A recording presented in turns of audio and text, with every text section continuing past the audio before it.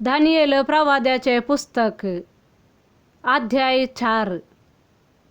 हांव नेबुकाडनेझर मुच्या घरा सुखान चियेतलो आनी मुच्या रावळेरांत हांव संतोष बरयत आसलो. अशें आसता म्हाका एक भिरांकूळ सपान पडलें. हांव मुच्या हांतरुणार आड पडून आसलो तेन्ना मुची कल्पना आनी मुचे तकलेंत घोळिल्लीं दृश्यां म्हाका भिरांतीन बरोवंक लागलीं. देखून सपनाचो अर्थ म्हाका सांगचे खातीर बाबिलोनाच्या सगळ्या पंडितांक मुचे मुखार आपोवन हाडूंक जाय म्हूण हांवें आज्ञा दिली. जादूगर, मंत्रवादी, कालदेयागर आनी ज्योतिशी आयले आनी हांवें मुचे सपन तांकां सांगलें, पूण ताचो अर्थ म्हाका सांगूंक तांच्यान जालें ना. शेवटी दानियेल मुचे मुखार आयलो. ताका मुच्या देवाच्या नांवा प्रमाणे बेल्तेशाझर म्हूण नांव दिल्लें आनी ताचे थंय पवित्र देवाचो आत्मो वस्ती करतलो.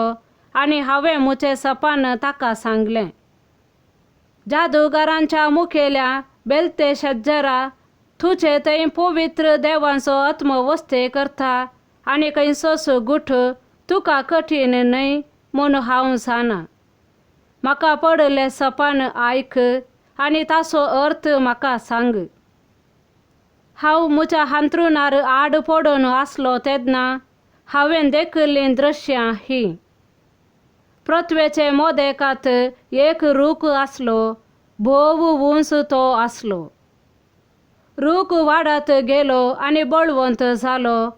ताची तेंगशी आकाशाक पावली आनी पृथ्वेच्या कोनशा पर्यंत तो दिसतलो. ताची पानां सुंदर आसलीं आनी ताची फळां भरपूर. सगळ्यांक तो पोशण दितलो. रानवट मनजातींक ताचे पंदा सावळी मेळटली. अंतरला वयली सुकणीं ताच्या फांट्याचेर गोंटेर बांदतलीं आनी सगळ्या प्राणयांक ताचे वरवीं पोशण मेळटलें. हांव मुच्या हांतरुणार आड पडून आसलो तेन्ना हांव मुचे तकलेंतलीं दृश्यां पळयत रावलो आनी सर्गींतावन देंवन येतलो एक भाग्यवंत राखणदार म्हाका दिसलो. ताणें व्हडल्यान भोब मारून म्हळें, रूख कातरून घाला, ताचे फांटे बोडखाया, ताची पानां झडया, ताची फळां पयस उडया, ताचे पोंदल्यो मनजाती आनी ताच्या फांट्या वयली सुकणीं पळून वचूं. पूण ताचे मूळ पाला सहीत धरणींत सोडा. ताका लोंकडाची आनी पितूळची पट्टी बांदून शेतांतल्या हारवा तणा मदें तें सोडा. मळबाच्या धवान तो भिजूं.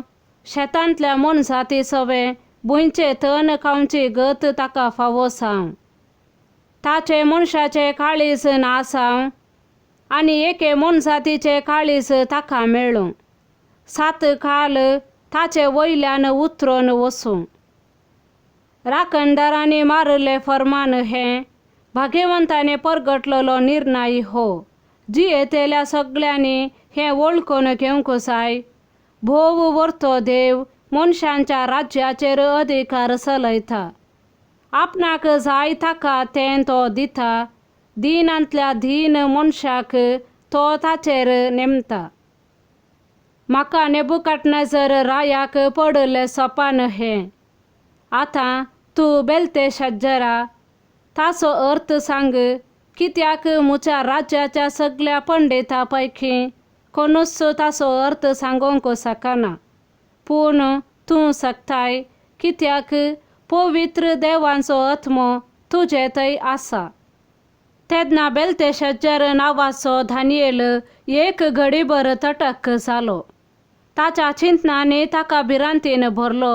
रायान म्हळें, बेल्तेशाझरा, सपन वा ताचो अर्थ तुजे भिरांतीचे कारण जायना जावं.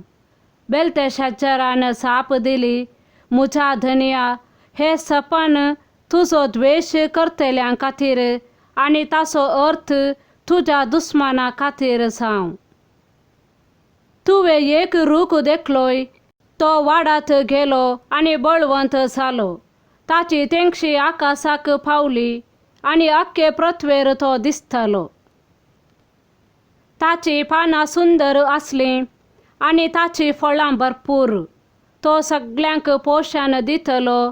रानवट मोनजाती ताचे पंदा वस्ती करतल्यो आणि ताच्या फांट्याचेर अंतराळा वयली सुकणी रावतली.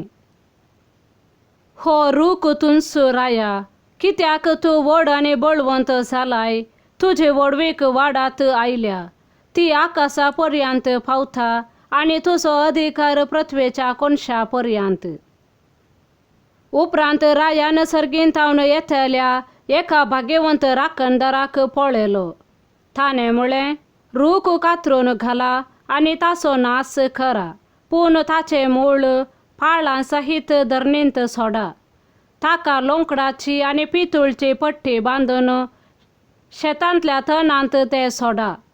मळबाच्या धवान तो भिजूं आनी 7 काळ ताचे वयल्यान उतरून वसासर रानवट मोनजातींची गत ताका फावो जावं.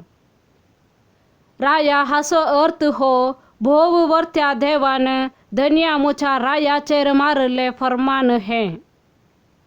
तूं मनशाच्या समाजांतलो बहिष्कृत जातलोय आनी रानवट मोनजाती सवेन तूं वस्ती करतलोय. बैलां भाशेन तूं तण खातलोय आनी मळबाच्या धवान तूं भिजतलोय.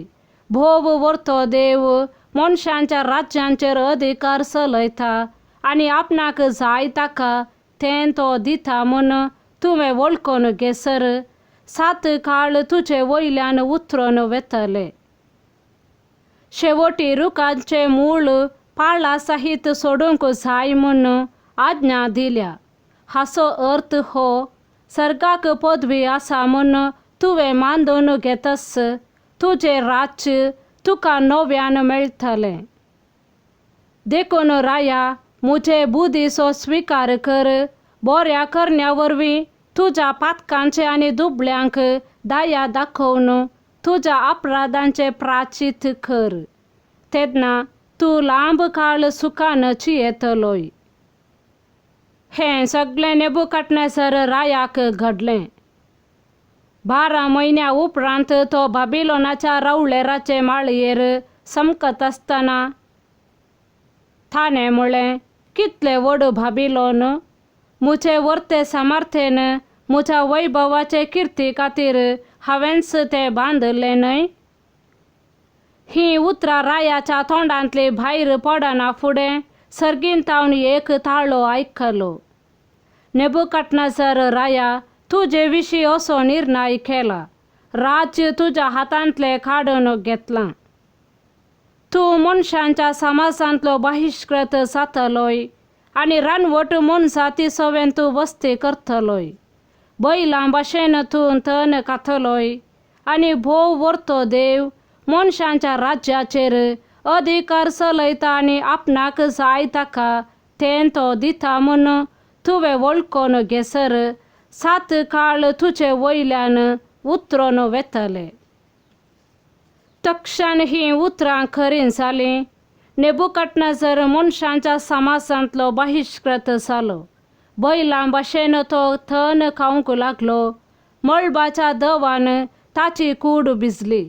ताचे केस गरुडाच्या पाखां भाशेन वाडले आनी ताच्यो नाक्षो एका सुकण्याच्या दवल्या भाशेन. हो काळ सोंपतस हांवें नेबुकदनेझरान मुजे दोळे सर्गाक उबारले. मुजें गिन्यान म्हाका परतून मेळ्ळें आनी हांवें भोव वर्त्या देवाची वखाणी केली.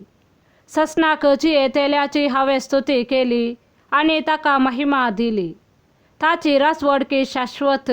ताचें राज्य तख्ता ससनाच्या ससनाक. पृथ्वेर जियेतात ती कांयच न्हय.